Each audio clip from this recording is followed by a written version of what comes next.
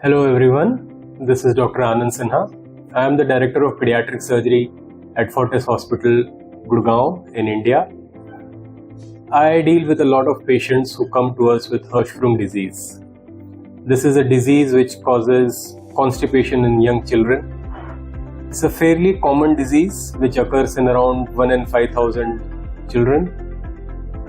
It presents as constipation. Now, constipation itself is a very common disease. Most commonly, it is not caused by any pathological cause. It is just because of your diet. It is just because of your habits. But sometimes you may have something called as Hirschsprung disease, in which it is not related to your diet, it is not related to your habits, but it is a disease which will definitely require a surgical treatment. In Hirschsprung disease, what we face is non-passage of stool because the intestines are not able to push the stool out of the body. Now, if you imagine our body as a long tube which is required for passage of food from our mouth to the anus. So if we start at our mouth, it is followed up by an esophagus, which is the food pipe. Then we go to our stomach, then the small intestine, followed by our large intestine and anus. During this passage of food, the food is chewed, digested in the stomach, in the small intestine, all the nutrients and energy is absorbed, and then whatever waste product is left is formed as stool, which is passed through the large intestine and passed out through the anus. Now you can imagine that this is a tube, but it needs the stool and the food to be pushed forward. So just like when you have a pipe, you also need a motor to push the water through it. Similarly, our body has specialized cells called as ganglion cells. These cells help to push the food and the stool forward in our intestine. These ganglion cells are formed right when the baby is within the mother's womb. It starts forming from our mouth, it goes down, progresses to our stomach, intestine, large intestine, and goes to the anus. Unfortunately, in some children, it is possible that the ganglion cells don't reach the anus and they get arrested at some point. Say they get arrested in the large intestine, and from this point onwards, the intestine will not be able to push the stool forward. This is the basis of Hirschsprung disease. It is basically aganglionosis or absence of ganglion cells in a particular portion of the large intestine, which causes our body the inability to pass stool, and the child will present to you as constipation, not able to pass stools. Hirschsprung disease is seen most commonly in boys compared to girls. Its severity also varies, so it depends on where your ganglion cells got arrested. If they got arrested very near to your anus, then the child will be able to pass stool, although he will be constipated, he will be bloated. He may not be able to pass stool every day. He may not grow as well as other children. So there may be a failure of growth because the child is not eating, he is constipated. But on the other hand, if the ganglion cells get arrested right at the beginning of the large intestine, then you get something called as a total colonic aganglionosis or absence of ganglion cells in the complete large intestine. In that case, the child will not be able to pass stool even at birth. So they will present as tummy distension, or your tummy will become bigger and bigger because the stool is getting collected inside. The child will be vomiting. You will not be able to take the child back home from the nursery because he is not able to pass stools. In a nutshell, the severity of Hirschsprung disease varies depending upon where your ganglion cells got arrested.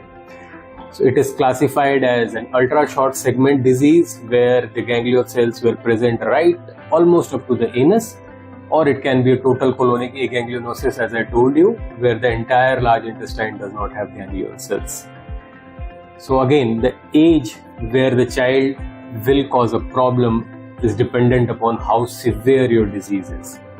So if you have a very severe disease, it is likely that you will pick that Hirschsprung disease in the neonatal period or in the newborn period. While if you have a mild disease, although it is mild, but it will lead to a late diagnosis. You may be picked up at 3 years, 4 years, even 10 years. I have seen a patient 36 years old which was not diagnosed with Hirschsprung disease, was treated for constipation and remained like that and finally got treatment from me at that age. So a high index of suspicion is required when your constipation is not getting treated by your conventional manner, conventional diet changes and laxatives. So a doctor sees you, sees that you have constipation, the child is treated with some medicines, and if the medicines are not showing a good effect, then the children are usually referred to us. We are pediatric surgeons. We deal with all the surgical diseases in small children, and Hirschsprung disease forms one of the core diseases that we tackle. Once we get a child who has constipation which is not getting treated properly, we move on to the next step of establishing a diagnosis of Hirschsprung disease. That involves firstly getting a specialized X-ray which is called as a barium enema or a contrast enema, in which we put some medicine through the anus of the child which is seen on an X-ray, and we see how the dye has gone into the large intestine. This enema gives us a very fair idea of how the child's colon is. How dilated it is means how big it has become because of collection of stool over a long period of time, and that gives us some clue whether this child may have Hirschsprung disease or may not have Hirschsprung disease. If we get a suspicion of the child having Hirschsprung disease, then the next step is to get a rectal biopsy done. A rectal biopsy is a procedure in which we take a very small piece from the anus or from the rectum of the child, and that piece is sent for diagnosis to a pathologist. He will see under the microscope and diagnose whether there are ganglion cells present in that or not. Biopsy is a gold standard. If the biopsy says that the ganglion cells are not present, the child definitely has Hirschsprung disease and will need further treatment. If the ganglion cells are present, effectively it rules out Hirschsprung disease, means you need to change your medical management, but surgery is not required for the child. There are some other tests like anorectal manometry, which gives us some idea about Hirschsprung disease or not. It basically tests the pressure changes inside your rectum whenever there is stool coming into the rectum. Rectum is the last part of the large intestine just above the anus. So when it is full of stool, it starts to push the stool out from the anus. Now how these pressure changes are present are detected by anorectal manometry, which is an outpatient test but can give us some idea about the presence or absence of Hirschsprung disease. Now once we have established the diagnosis of Hirschsprung disease, the next step is to treat the child with a surgery. Essentially, in a short single line, if I tell you, you have to remove the part of intestine which does not have ganglion cells and bring down the part which has ganglion cells right to the anus. So if you remove the part which does not have ganglion cells, that part will be out of the body, and the part which can push the stool forward will come to the anus, and you will be able to pass your stools normally. This surgery is simple if you hear it in one go, but it is a complicated surgery. Not complicated in sense that it has a very good success rate, very commonly done, but yes, it does require a specialized care from a pediatric surgeon to do this surgery.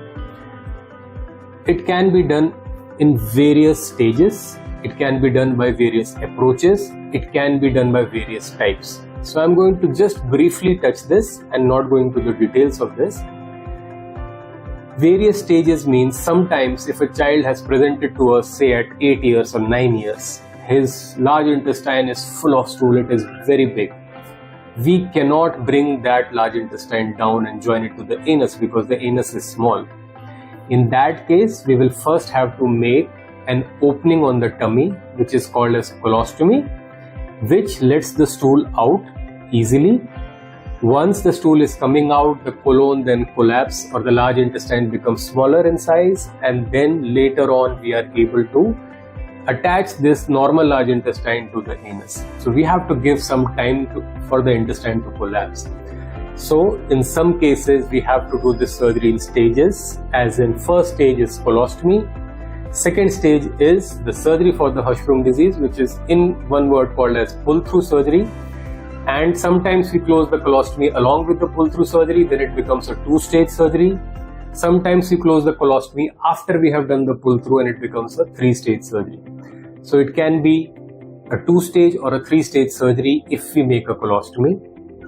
However, if we are able to diagnose a child early, then in that case, we can do the surgery in one sitting without making a colostomy. We can take out the large intestine which is affected and we can join the normal large intestine to the anus without forming any colostomy, because their large intestines are not that dilated or not that thickened because of stool. So this is about the stages in which, so basically we can do it in one stage, two stage or three stages. It does not matter, you don't have to worry. Even if we have to make a colostomy, it can be taken care of easily. We will teach you that care.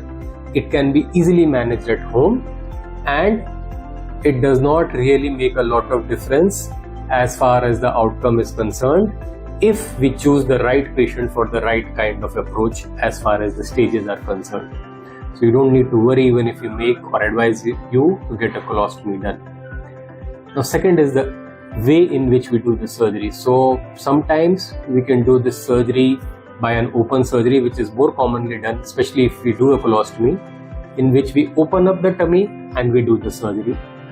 The same thing can be done with laparoscopy, where we do the same procedure with the help of tiny ports, tiny holes in your tummy, and we put our instruments through them and we try and avoid a big cut on the tummy.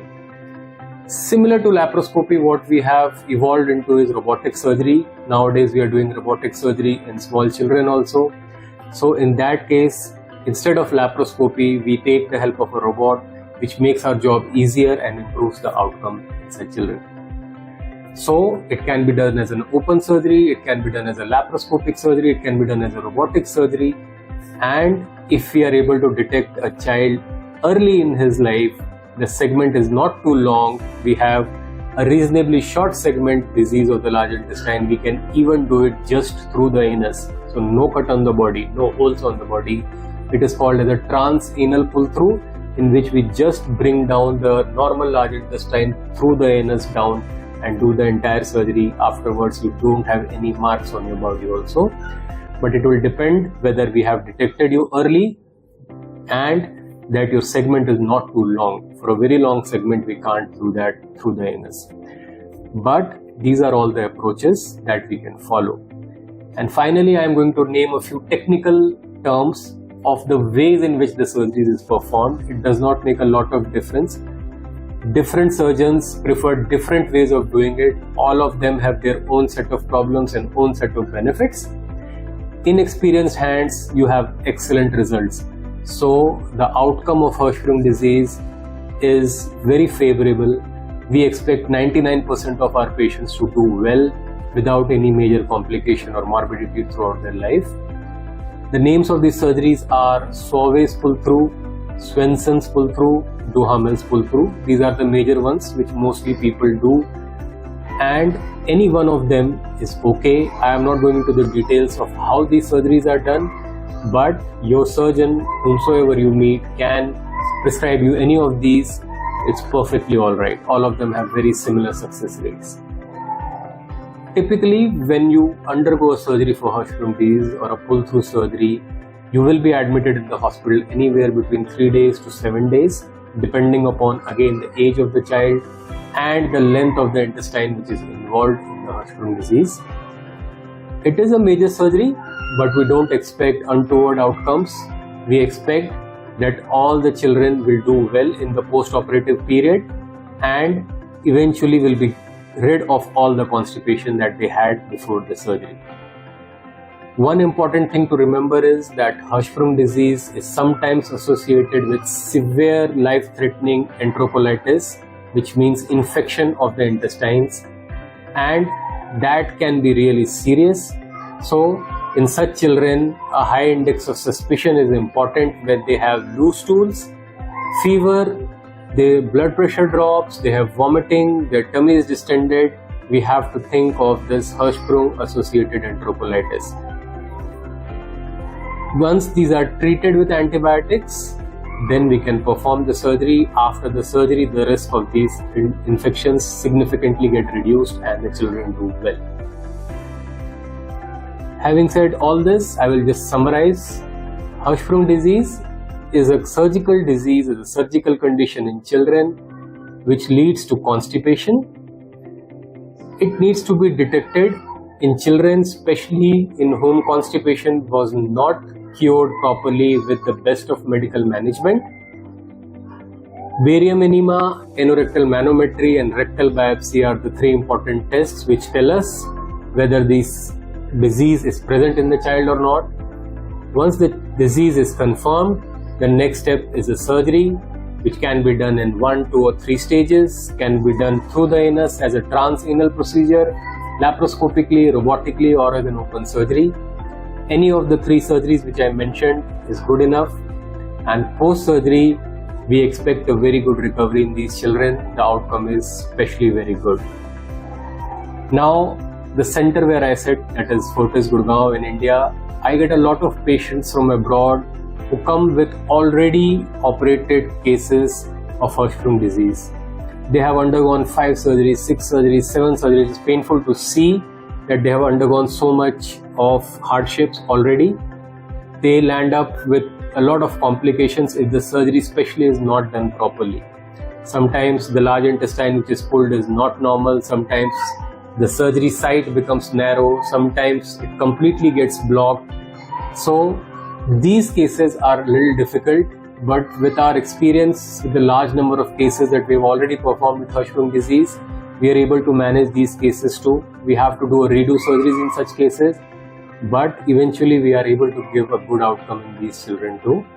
So if your child is detected a Hirschsprung disease, my advice will be not panic.